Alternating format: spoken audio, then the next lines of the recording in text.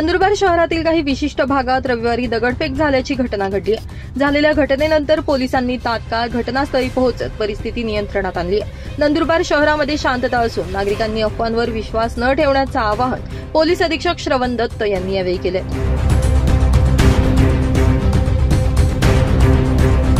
नमस्कार। आज नंदुरबार शहर पोलीस स्टेशन अंतर्गत जे त्रिकोणी बिल्डिंग, चिरा गल्ली व हलवाई मोहल्ला अशा प्रकारचे जे एरिया आहे त्यामध्ये काही अँटी सोशल एलिमेंट्सनी पत्थरबाजी करण्याचा प्रयत्न केला। बंदोबस्त सकाळपासून आमचा लागलेला होता।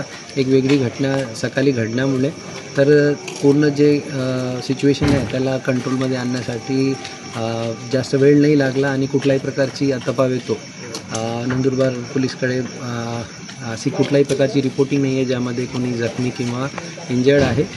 सर्व सिच्युएशन शांत आहे। संध्याकाळी जे काही स्टोन पेंटिंग झाली त्याच्या मागे प्रथमदर्शनी असं दिसते की काही लोकांनी विनाकारण अफवा पसरवण्याचा प्रयत्न केला। तर काही आरोपी आमच्या ताब्यात सध्या आहे आणि बाकी उर्वरित आरोपींचा आम्ही शोध घेत आहे। सर्व नागरिकांना आवाहन आहे कोणत्याही प्रकारची अफवाला बळी पडू नये आणि कुठल्याही प्रकारची परिस्थितीमध्ये कायदा स्वतःच्या हातात घेऊ नये। असे लोकांवर सक्त कारवाई करण्यात येईल याची सर्वांनी नोंद घ्यावी।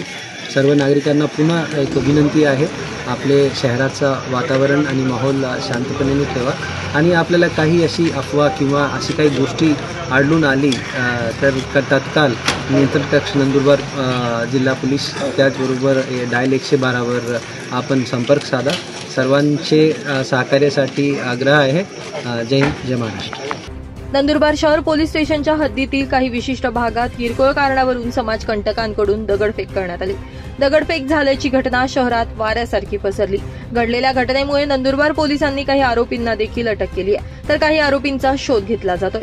या घटनेमागे कुणीही असलं तरी त्याला सोडलं जाणार नाही असा इशारा यावेळी नंदुरबार पोलीस अधीक्षकांकडून देण्यात आला।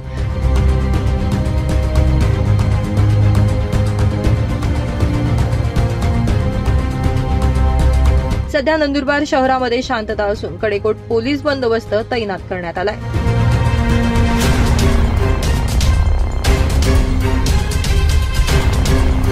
शब्बीर खाटी, माझा महाराष्ट्र न्यूज, नंदुरबार।